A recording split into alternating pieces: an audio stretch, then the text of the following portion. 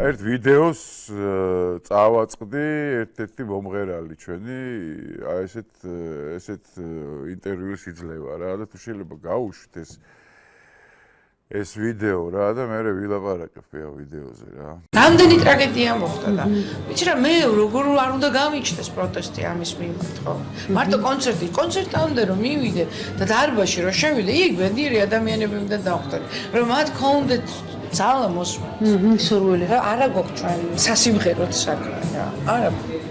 აი ამას მომაუსმინე და უბრალოდ ფიცი მწავს ბოლო მაკვირვებსო რა. რავით, ბედნიერი ადამიანები უნდა დავხვდნენ და აღასი ანუ ხატავენ იმას რომ აქ ქვეყანაში ციბნელია, არავის არაფერი არ უხარია. ხალხიც ესე დღეშია, მოსმენა უნდადეს. ეხლა მე თქვენ განახებთ ელემენტარულად რა ხდება თბილისში, გინდაც მაგათ კონცერტებზე და გინდაც სხვა კონცერტებზე რა. თუ შეიძლება და როგორი ბედნიერია ხალხი და როგორ ერთობა რა. აი ჯერ დავიწყოთ მაგათი კონცერტებით რა.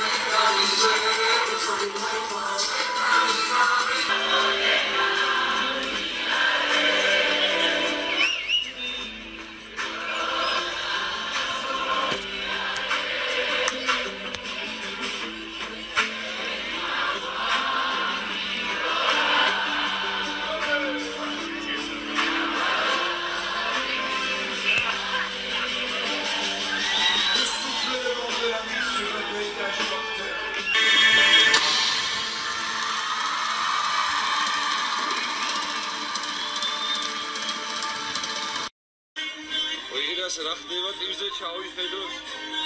აბა რა ხდება?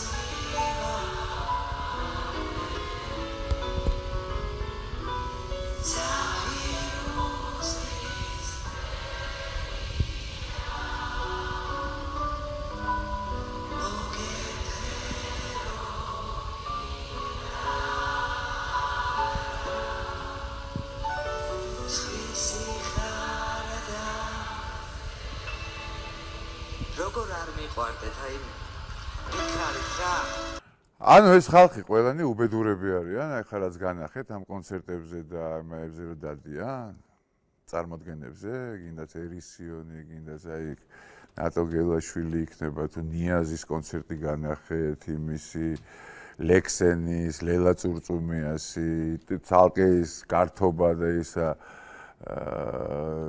თბილისში როგორ ერთობიან ეს ყველა უბედური ხალხი არის. აი რატო თესავთ იმას, რომ უბედურებაა თბილისში და აღარც ეკონცერტება, აღარავის და აღარაფერი აღარ უნდათ და აი რა არის ეს ვერ გავიგე რა. ის თქვენ რო არ გეკონცერტებათ რა სააკაშვილთან კენტაობდით მთელი იმის განმავლობაში და დღეს ვეღარ ახართ ეგრე და მიშა სააკაშვილის გამოშვებას ითხოვთ რომ იგივე სიტუაცია მოვიდეს, ეგ აღარ მოხდება რა.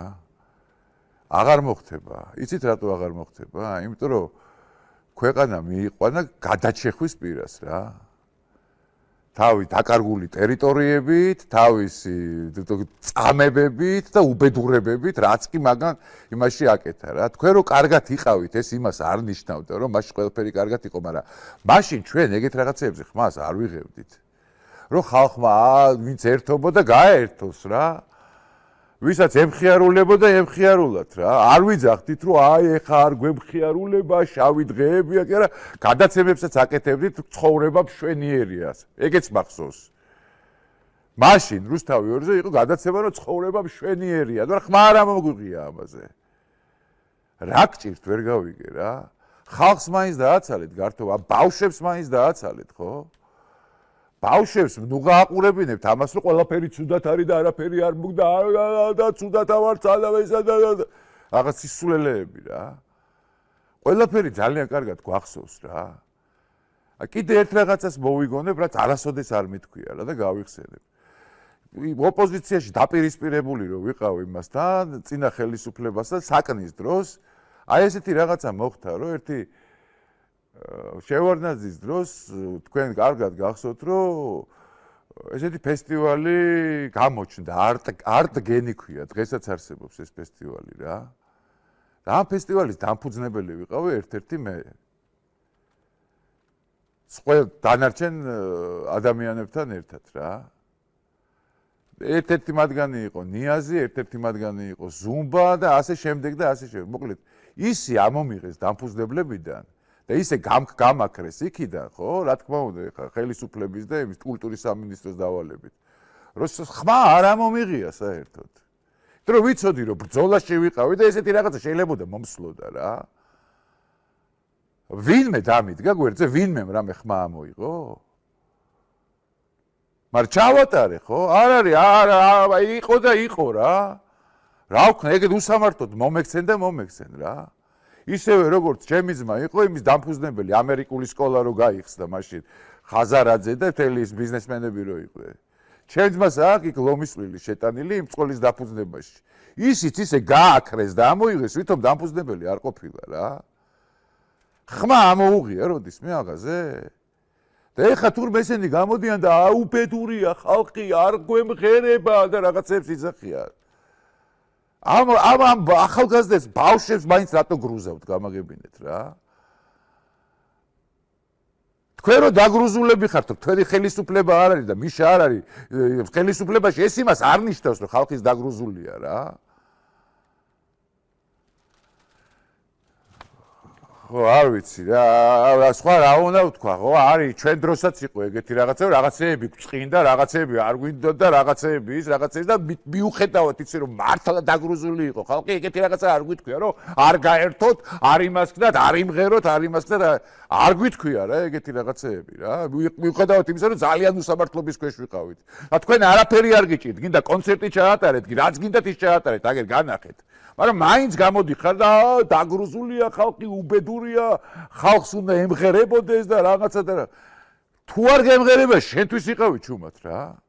სხვას რატო ახვევ თავზე შენ რაღაცეებს? არ იმღერო და მორჩა რა. აგერ მე არ ვმღერი ვარ, ეხა წელიწადი არ გასულა ჩემი ძმის წლის თავიდან რა. ხო არ ვიძახი რომ უნდა ვიმღერო ან არ ვიმღერო ან რაღაცა. ხო რაღაცა ხო არსებობს იმისია რა.